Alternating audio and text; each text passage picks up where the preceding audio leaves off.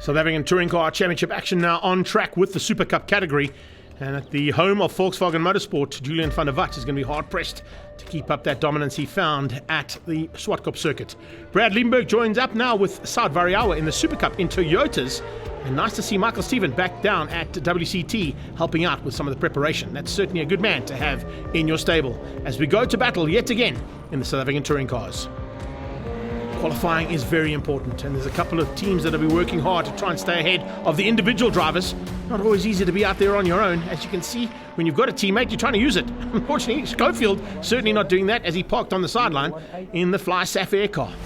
Keegan Campos looking to try and maintain a chance of a top spot in the Touring Car Cup category.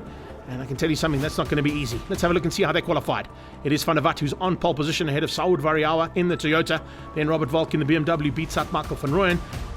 And Tate Bishop takes his first pole in Supacup, beating out Jonathan Mkhotsi and championship leader Keegan Campos.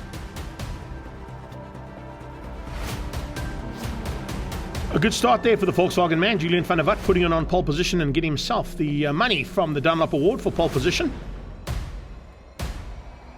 And Tate Bishop gets his very first pole and also secures that Dunlop Award.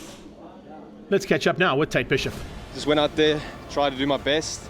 I'd say I did my best. It's, with all this efforts that the team's put in, it's been insane. And to finally be up on pole, it's really good. We get ready now for race number 1, and it is going to be a combined class for race 1, and it's separate classes for race number 2. A slightly different format here for the South African Touring Cars and Supacup category at the Aldo Scribante racetrack. Van der Walt climbs in, he's on pole, he's the man to beat. Let's go and find out what happens now in race number 1. Rolling start and on board with Julian van der Walt in the Chemical Logistics Volkswagen GTI. He drops the hammer, but alongside him, it's a good start from Saud Variawa. Saud Variawa is pushing hard to try and get that Toyota just a nose ahead of the Volkswagen as they go towards turn 1. Behind him, his teammate also gets a great start there. Michael van Rooyen trying to put the pressure on as the Supacup class heads down towards turn 1. Off track for Robert Volk. Volk running wide, all on his own sim.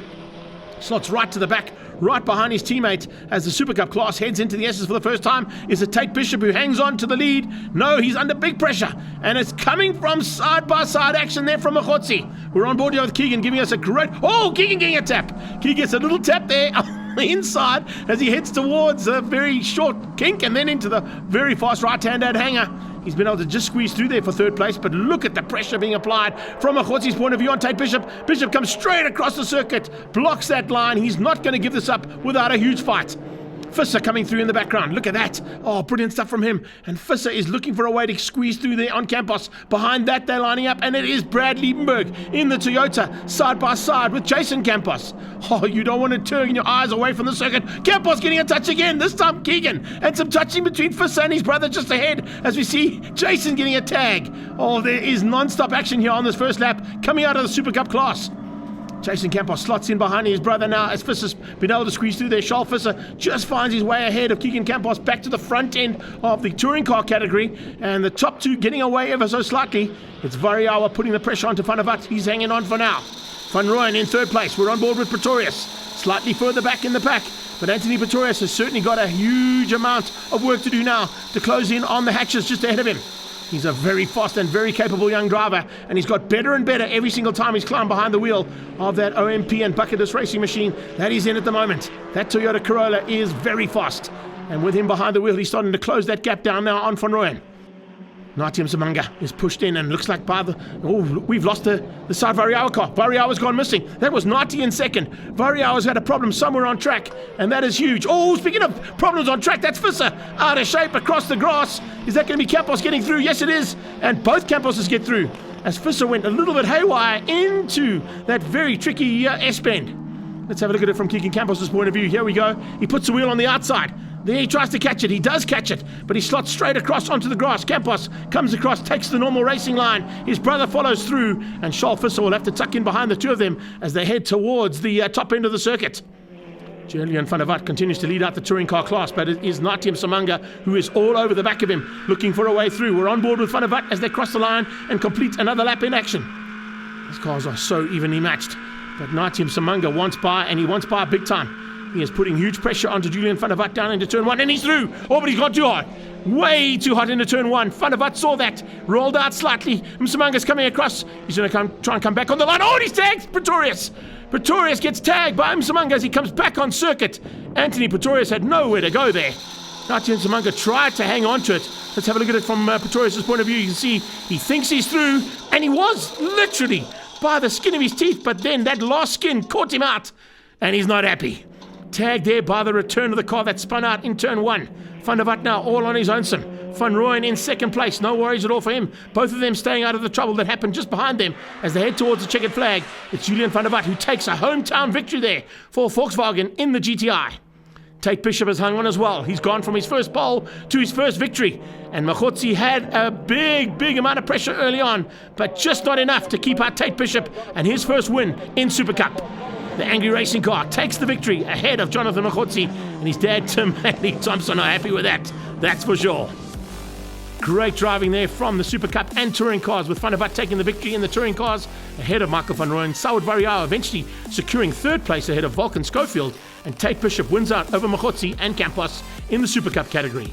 Further back, some great battles as well, and we expect more of the same in race 2. Let's catch up now with Julian van der Walt after his win at the home of Volkswagen Motorsport. I think here in the VW in PE it's quite special. A lot of support, the crowd was really great. A lot of VW supporters, which is nice to see. So happy I could bring home the win for them. And it was a challenging race. The pace was quite good from us. Basically led from start to finish, but 3 laps left. One of the Gazoos got a run on us and just outbraked himself into turn 1, so had to avoid that. Almost got collected, but managed to undercut him coming out the corner and got a nice gap for the win. So I'm happy, really happy. The car's pace was good, single lap pace is very good, got pole in qualifying. So now, tough job is done, winning race 1. Now we start at the back for race 2 with a reverse grid, so bit of a gamble, but we'll see what we can do. This is the first of many, I'm sure, for Tate Bishop in the Supacup class. To see the smile on the team's face, that's really what means the most to me. It wasn't an easy drive at all. Jono was absolutely hauling, giving me no chance to take a break. But it was an awesome race. Kept it clean throughout, and looking forward to race 2. Hopefully, we can repeat. I'm sure Anthony Pretorius would like to do the same thing for Lee Thompson Racing, but Natia Msimanga's got the biggest amount of work to do. You can see he's not happy as he stepped out of his car. The mistake he made there was a costly one, and can the team get the car sorted out in time for race 2, which is a split race between the touring cars and the Supacup cars for the first time? They'll be out on track separately, and it'll be interesting to see how that dynamic changes things up. Couple of changes, couple of tweaks here and there. See Lee Thompson working hard as well, not only with the youngsters but also there with JP van der Walt to get some extra race pace for race number 2. Robert Volk, after that mistake, it was a costly one, but can he turn it around now in race 2? Rolling start. Pretorius is on pole. Alongside him is Schofield in the Fly Sapphire car. Volk behind that. Then the Toyota Gazoo racing machines of Saud Variau, Michael van Rooyen, and look out for Julian van der Walt being joined very late in the race there by Natia Msimanga. Yes, they've done the incredible job of getting him back on track, but it's OMP and Lee Thompson Racing's Anthony Pretorius who leads down towards turn 1 in the Corolla.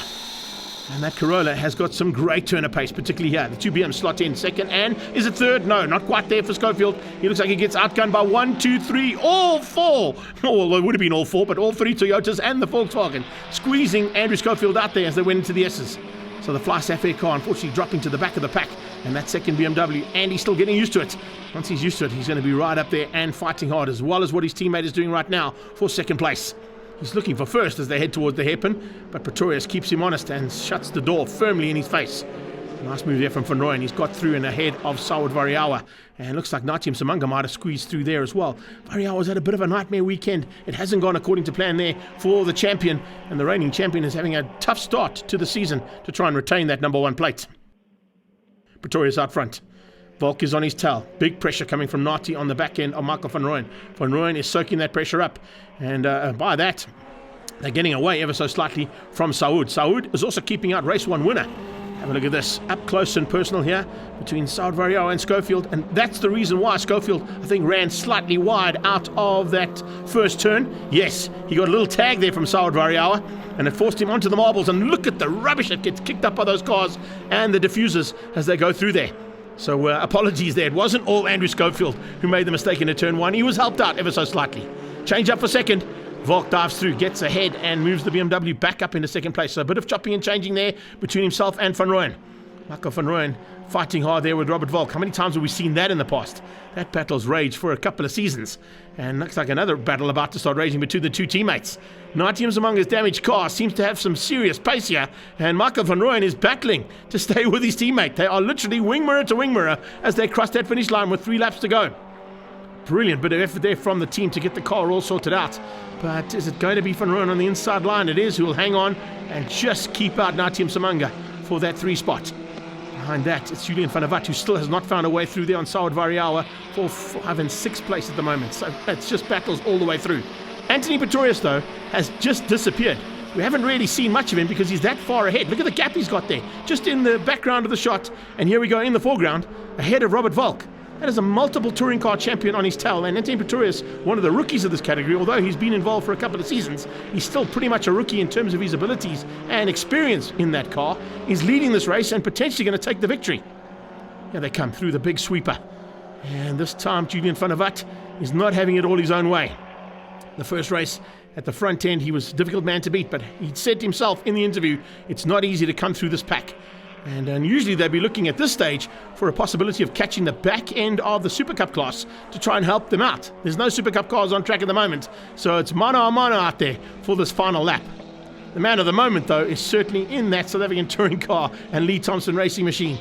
And what a run here from Anthony Pretorius. He's got 4 more corners to try and hang on to beat out Robert Volk and take his first victory of the season in that Toyota Corolla. Volk will be happy with second place. It'll be 2 second places for him, so it'll keep him in the running at the front end of that championship he's worked so hard for so far. And he definitely wants to take that number 1 plate back into the WCT and Investchem Chemical Solutions team. That is for sure. That is his goal. Take the number 4 off and just make it a number 1 by the end of the season. Michael Van Rooyen still fighting hard there for 3rd, and it looks like he might just be hanging on. Yes, just saw the yellow strips there on his car ahead of Naitium Zamanga as they come through the final corner at Dunlop and head towards the line. Anthony Pretorius is going to be ecstatic. Let's see if we get a little shimmy shuffle from him. Yes, we do, as he crosses the line to take the victory. Pretorius wins out over Robert Volk and Michael Van Rooyen, with Zamanga in 4th place. Sauer Variawa hung on for 5th to beat out Julian van der Walt, and Schofield was the man in 7th place in the second VM. And the first race win there for Anthony Pretorius. Definitely happy about it after the tough race 1. So definitely had the pace this weekend in the races. It's a bit of a shame for race 1, but we came back, so I'm very happy. And in the South African National Championship for South African Touring Cars, Robert Volk maintains his lead by 7 points over Julian van der Walt. Michael Van Rooyen closing them down slightly. Variawa with a bit of work to do if he wants that number 1 plate again. Straight into our final bit of coverage here from the Extreme Festival in Kwabaga at Aldo Scribanti. And it's the separate race now for the South African Touring Cars Super Cup category. And there is a big fight at the front expected between Keegan Campos, championship leader, and the man on pole who's already taken a victory today, Tate Bishop. Can he go for a double as they head down towards turn 1? He has got a good start, but let's see what's going to happen as they head towards turn 1. 160, 170 k's an hour, probably about 180 before they climb on the anchors. And around the outside, it's Visser. Visser, how did he keep the traction there to go through turn 1 on the outside and outgun Tate Bishop, his fellow Cape Townian? He leads things out into the S's. We're on board here with the Veloci and Campos transport man, Keegan Campos. He's tucked in just behind Jonathan Machotsi, the race leader's teammate, and behind him is Brad Liebenberg. Off the circuit goes Sauer Variawa, baptism of fire there, unfortunately for the youngster, jumping into that Gazoo Racing starlet for the first time here in Super Cup. He's going to have a little bit of work to do, I think, by the time they get to East London, and probably spend some time in the seat getting to grips with that car. Further back, Dean Fenter having a bit of a fight there with Carriel, the two of them having a fantastic little battle. Calix versus the GTI, and the two of them are side by side as they go into Chevy. Just up the road from that, nice run from Nicky Vastanis as well. Didn't see much of him in the first race, but he's certainly now got a chance to shine and get a little bit of extra airtime here on the show, because we now concentrate on all of the cars involved in this category with the split categories on circuit. Great to see just how these guys are improving every single time they get behind the wheel. Lap 1 completed, and it's Charles Visser who leads things out. Is there any answer going to come from Tate Bishop? It's coming almost instantaneously from the Angry Racing and War Racing machine down into turn number 1.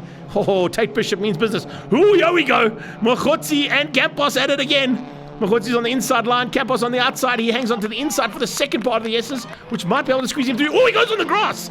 He gets up onto the grass, this Keegan Campos. That's going to give Brad Liebenberg a chance to squeeze through. Jay backs out on his brother, but nearly tags the back of him. Wow, that was brotherly love there for sure from Jason, not to hit the back of his brother. He had to come out of it ever so slightly. We just lost him a little bit of drive. He makes it up again under braking, but Brad Liebenberg capitalized on that mistake and has squeezed up into what is now, I think, 4th place on track. 4th place battle is raging as Machotsi, he certainly got gifted that 3rd place with a slight mistake there coming from Keegan Campos. Whether it was a mistake or a touch, we're not sure, but certainly some big action coming out of the second S. Campos on the grass. He's coming back at Liebenberg now. He probably have a straight line speed over the Toyota. Jason might have the same thing as he goes to push to pass. You see those hazard lights come on, and that additional bit of power gets given to the driver behind. Let's have a look at it from on board here with Keegan. Okay, take it all back. He got helped out. It wasn't all Keegan. There was a tag. It came from Machotsi and it put him on the grass. And that's why Machotsi and Liebenberg squeezed through. And if we could see his rearview mirrors, he would see his brother hard on the brakes behind him. So that's what happened going into the second S as they're going back there again. And once again, it could possibly be the same kind of action. Tate Bishop now showing us that point of view. This time it's a little bit cleaner. Machotsi losing out there. Tate Bishop has dropped behind Machotsi and Keegan Campos at this point in the race, and it's now Keegan up to 2nd, Machotsi to 3rd, both of them trying to close down on early race leader, and the man who hasn't really been seen all race long, and that's the teammate to Machotsi, Charles Visser. Visser doing a superb job. There's Tate Bishop on the inside of Machotsi, trying to return the favour, and he does so. Rubbing coming out of the hairpin down towards Chevy. Now, this is the outside line for Tate. Is there enough grip out there for those Dunlops to hang on for the inside for Dunlop corner? There is. There's only just enough. We're watching it from this point of view, and I can tell you that's not a bad space to be in there. Jason Campos follow him through. They're coming to the line, and Jason Campos is going to try and follow Tate Bishop to the line. First is going to get the win. Oh, and there's a tag in the background. Machotsi gets out of shape right on the line, and Jason Campos coming together there with Machotsi as they came out of the final corner as the flag came out. Let's have a look at it from Campos' point of view. There you see some rubbing between Tate Bishop as he squeezes through. Machotsi's out of shape. Jason tries to catch it. Machotsi goes on his side. He got a little tag there from Jay, but he was already out of shape before he got tagged. And as they crossed the line, it was actually Machotsi on the grass crossing the line. He eventually finished up in 4th place. So it's Visser from Campos, Tate Bishop in 3rd, Jason Campos down in 5th behind Machotsi, and Brad Liebenberg beating out JP van der Walt. What a good effort there. Saad Variau, as I said, baptism of fire down at the bottom. But some work to do for him in the next one. I'm back with the ball. Had some good pace in the beginning, but definitely with the track being so heavy on tires, we definitely did fall out of the bus at the end. Massive credit to Tate for keeping me on the toes the whole time, and especially with us fighting, Jono and Keegan joined the part as well, which really made it for a good race. I'm just glad I got a win for the weekend, and yeah, move on to the next race. In the South African National Championship for Supacup, Campos hangs on to the lead, but the two biggest movers are Visser and Bishop after their 2 victories here in Quebec.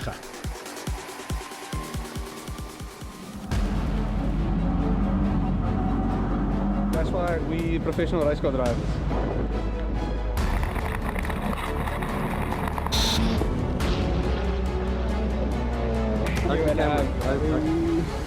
Once again, the Extreme Festival delivers the goods in Quebec. We head down the road to East London on the 27th of July for round 6 of the Extreme Festival.